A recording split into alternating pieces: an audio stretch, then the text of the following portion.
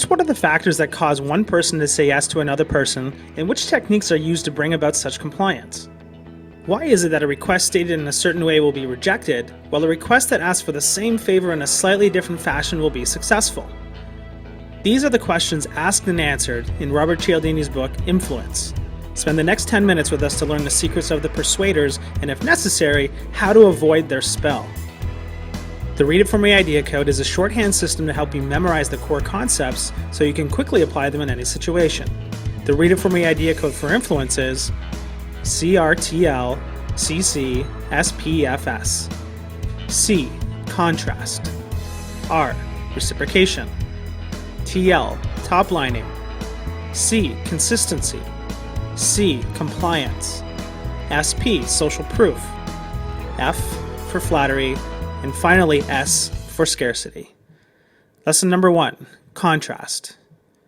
Today's work moves at a fast pace. We need to absorb, process, and act on information constantly. When we need to make a decision, we often resort to using shortcuts in the decision-making process. One such shortcut is the contrast principle. The contrast principle affects the way we see the difference between two things that are presented one after another. Simply put, if the second item is fairly different from the first, we tend to see it as more different than it actually is. This weapon of influence, as Cialdini calls them, does not go unexploited, and its greatest advantage is not only that it works, but also that it is virtually undetectable. Have you ever been shopping for clothes, selected a fairly expensive suit or dress, and then been persuaded to accessorize with a shirt, shoes, or bag? I have, at least with the suit, shirt, and the shoes. That's the contrast principle in action. It is much more profitable for the salesperson to present the expensive item first, not only because to fail to do so will lose the influence of the contrast principle. To fail to do so will also cause the principle to work actively against them. If the first thing we buy is comparably cheap, the more expensive item seems, well, more expensive. Do you want fries with that? Lesson number 2, reciprocation. The second of Cialdini's weapons of influence is the rule of reciprocation. The rule says that we should try to repay, in kind, what another person has provided us. A large number, if not all of us, have been taught to live up to this rule and know about the social sanctions and derision applied to anyone who violates it: moochers, freeloaders, spongers, and so on. Because there is a general distaste for those who take and make no effort to give in return, we often go to great lengths to avoid being considered one of their number. Cialdini suggests, one of the reasons reciprocation can be used so effectively as a device for gaining another's compliance is its power. The rule possesses awesome strength, often producing a yes response to a request that, except for existing feeling of indebtedness, would have surely been refused. As a marketing technique, the free sample engages the reciprocity rule. The promoter who gives free samples can release the natural indebting force inherent in a gift, while innocently appearing to have only the intention to inform. A person can trigger a feeling of indebtedness by doing an uninvited favor. The rule only states that we should provide to others the kind of actions that they have provided for us. It does not require us to have asked for what we have received in order to feel obligated to repay. Most of us find it highly disagreeable to be in a state of obligation. It weighs heavily on us and demands to be removed. Consequently, we may be willing to agree to perform a larger favor than we received, merely to relieve ourselves of the psychological burden of debt. There's no such thing as a free lunch.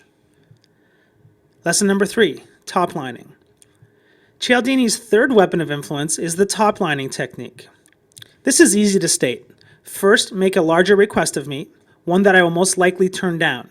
Then, after I've refused, make the smaller request that you were really interested in all along. Most likely, I'll oblige. Here's a commercial example. You go to buy a new laptop. The sales assistant, Bob, invariably shows you the deluxe model first. If you buy, great for Bob. He's just made a bigger margin. However, you're likely to decline. After all, you don't need the bells and whistles. Bob counters with a reasonably priced model. You're hooked, and you buy. Bob wins again. After all, a sale is a sale. This technique happens all the time in retail. Tomorrow, count the rejection and retreat offers you encounter. I expect there are more than a handful. Lesson number 4, consistency.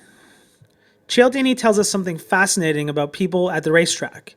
Just after placing a bet, they are much more confident of their horse's chances of winning than they are immediately before laying down that bet. Of course, nothing about the horse's chances actually shifts. It's the same horse on the same track in the same field.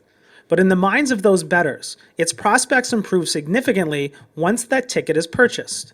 This is Cialdini's fourth weapon of influence, the force of consistency. Quite simply, once we've made a choice or taken a stand, we encounter pressures to behave consistently with that commitment. We fool ourselves to keep our thoughts and beliefs consistent with what we've already decided. But because it's in our best interest to be consistent, such consistency can also be exploited by those who would prefer that we don't think too much in response to their requests for our compliance. Take toy manufacturers wanting to increase sales in January or February. They start prior to Christmas with attractive TV ads for certain special toys. The kids, naturally, want what they see and extract Christmas promises for those items from their parents. The manufacturers undersupply the stores with the toys they've gotten the parents to promise. Most are forced to make a substitute of other toys of equal value. The toy manufacturers, of course, make a point of supplying the stores with plenty of these substitutes. Then, after Christmas, the companies start running the ads again for the other special toys which are now in great supply. And as a parent, we need to be consistent to our promise, and hey, presto, double toys, double expense. Lesson number 5, compliance. How are you doing today? The caller's intent seems to be friendly and caring, but it has a cutting edge. There's a sales pitch approaching. The theory behind this tactic is that other people who've just asserted that they're doing fine, even as a routine part of a sociable exchange, will consequently find it awkward to appear stingy in the context of their own admittedly favored circumstances. You've fallen into this compliance trap before. Cialdini tells us to be very careful about agreeing to trivial requests. Such agreements not only increase our compliance with similar, larger requests, it can also make us more willing to perform a variety of larger favors that are only remotely connected to the little one we did earlier. Whenever you take a stand that is visible to others, you are driven to maintain that stand to look like a consistent person. Commitments are most effective when they are active, public, and effortful. So, how you doing? Lesson number 6, social proof. Like Seinfeld? Ever join in the laughter while on your own? To discover why canned laughter is so effective, we first need to understand the nature of yet another of Cialdini's weapons of influence, the principle of social proof. The principle applies to the way that we decide what constitutes correct behavior. We view a behavior as more correct in a given situation to the extent that we see others performing it. Advertisers love to inform us when a product is the fastest growing or largest selling, because they don't have to convince us directly that the product is good. They only need to say that many others think so, which seems to be proof enough for us. In general, when we're unsure of ourselves, when the situation is unclear or ambiguous, when uncertainty reigns, we are most likely to look to and accept the actions of others as correct in a phenomenon called pluralistic ignorance. We will use the actions of others to decide on proper behavior for ourselves, especially when we view those others as similar to ourselves. We like people who are similar to us.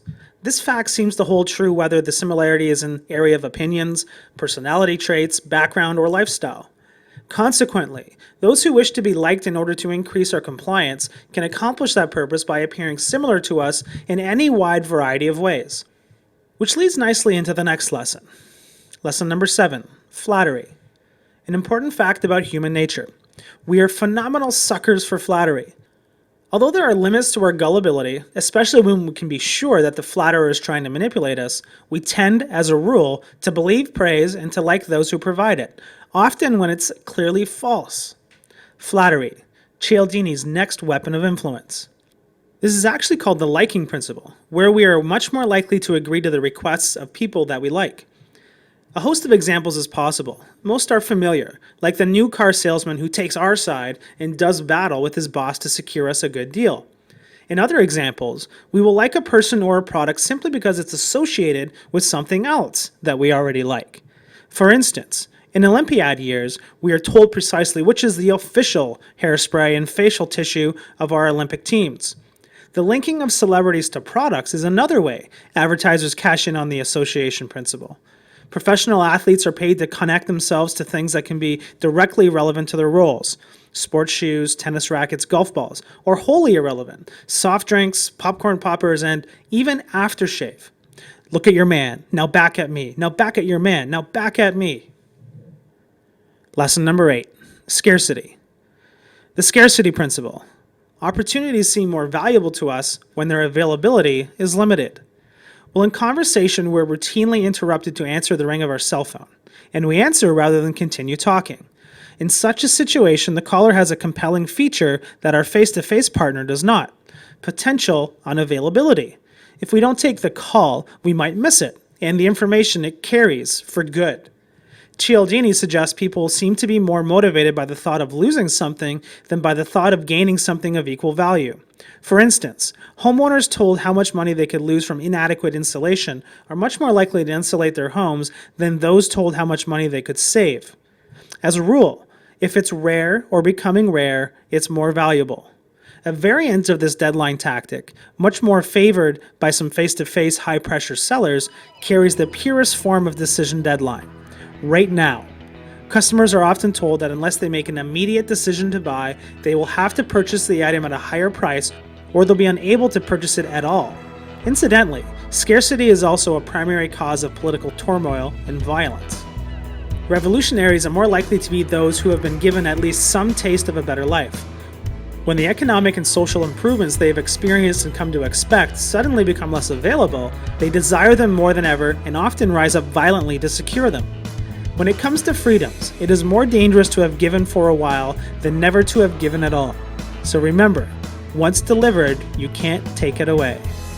And there you have it, everything you need to get started being a master of influence, using Cialdini's weapons of influence.